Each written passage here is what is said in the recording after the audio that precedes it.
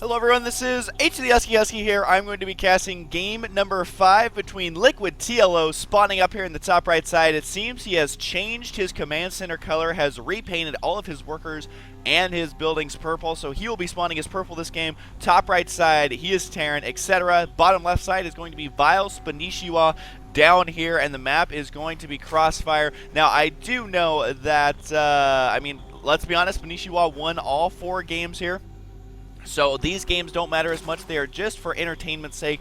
But both players agreed to play out all 7 games regardless of the outcome, which is why TheLittleOne will be awarded $100 and Spanishiwa will be awarded $400 for winning that show match. And a couple of things I want to mention really quickly as this game is getting underway is, number one, huge thanks to Justin.tv for sponsoring this show match. They put $500 on the line just for 7 games, which is outstanding. So thank you. Go check them out if you haven't. A lot of the players do stream on that website, so it's definitely something you'll want to go check out if you haven't already. And number 2, I want to say a huge thanks to the players. Number 1, not only for playing the games, but number 2, for being such good sports about it, because everything was such short notice that I wasn't even able to get a map pool ready. I wasn't able to find a perfect time for these players to play, so Spanishiwa had to wake up at 7 a.m. to play these games. And also, they, without even asking me, they did a map pool that was completely different every single game. So they basically just came out, they wanted entertaining games for you guys,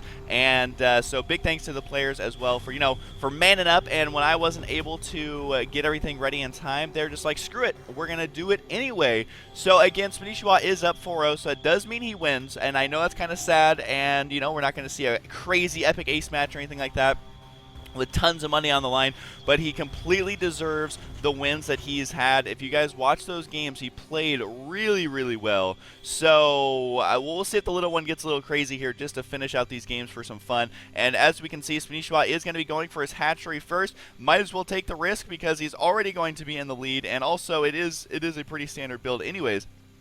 He does have 1 gas already with 3 drones, so we'll see what he plans to do with that. That is not a standard Spanishiwa style play. It does look like the TheLittleOne may move out with 1 Marine here to put on a little bit of pressure. What is he going to follow it up with? Is it going to be an early expand? You can see he already has enough money to start making that command center, so the TheLittleOne is going to go ahead, drop that command center. We've seen him do this pretty heavily in a lot of his games, especially against Zerg, so we'll see if he can make it pay off here, as we do have the spawning pool nearly completed here. It looks like the TheLittleOne should be just fine holding any sort of early rush off at this point. The only problem is that the Zerglings can easily get in behind the mineral line, and this expansion, I believe, only has 7 mineral patches. Yes, it does. It has 7 right there, a total of 7 right there, so it's not an 8 mineral patch expansion, which does play a huge role in these games. A lot of times you'll see a natural be 8 mineral patches. Now we do have, it looks like, whoa, there was a little pressure put on there. Didn't realize that the TheLittleOne was putting on such a pressure play. He is going to back out, did not lose a single Marine,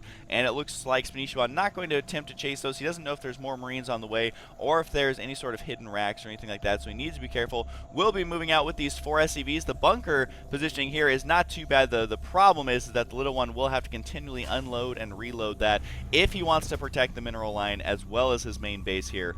But for now, it does look like both players just going to be macroing up here quite heavily. And it looks like Spanishiwa still mining gas off of this 1 geyser. He has not gotten Zergling, or he is getting Zergling speed, but nothing else that would take gas. Looks like he may go for early roaches here. And not a bad choice on this map. This map really, I would say, favors Terran, just because a lot of the areas have small chokes. So there's a small choke, there's a small choke.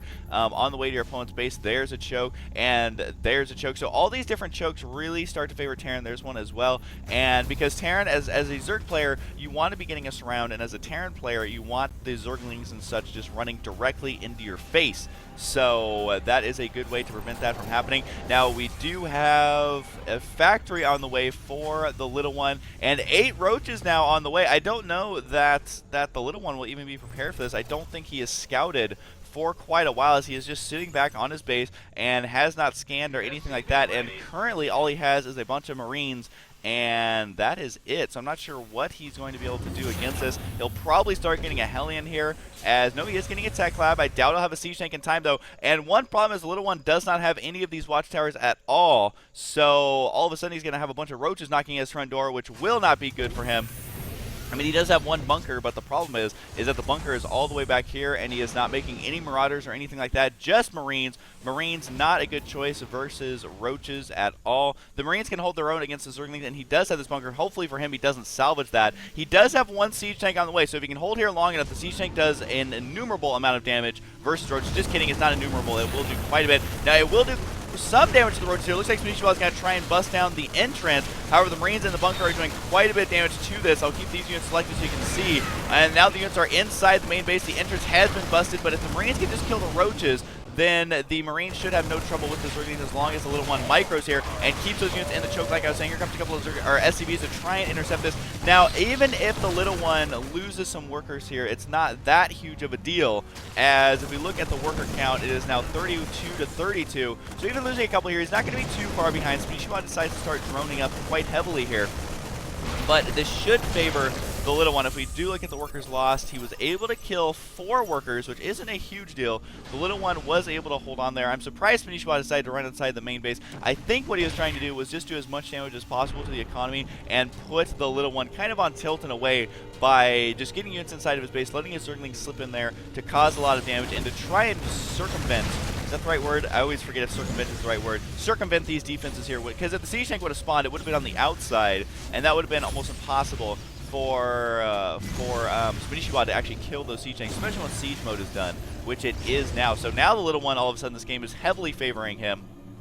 And you can see Spanishiwa a little bit out of his comfort zone here, trying that early aggression, and now the little one is going to hut it out here. And the problem is that this position on the map is very good for Terran players. This map itself is very good for Terran players. Only one poke for that spine crawler, so that was not very good for that spine crawler. And it looks like Spanishiwa is going to lose this game. He did try some early aggression against the little one, and it did work in game number 1. Not quite here in game number 5. The splash damage from the siege tank will kill a couple Marines here.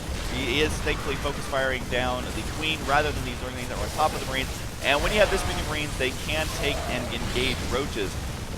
But right now, it looks like Little One will take a game, so all the Little One fans out there rejoice, as Spanishiwa tried that early Roach Rush. Isn't going to do that much damage, though, and so right now the score is going to be 4-1. Yes, I know Spanishiwa has already won, but I love watching these games. They are probably my favorite Zerg and my favorite Terran, which I am personally excited that the Little One has switched to Terran, just so I didn't have to pick a favorite Zerg between the two, because they are such creative and inventive players. He had a lair on the way as well. Not sure what he's going to follow that up with. Maybe some Hydras, maybe some Mutalisks, but for now, you know, completely taken aback by that early rush, not doing that much damage. How many workers did he lose right there?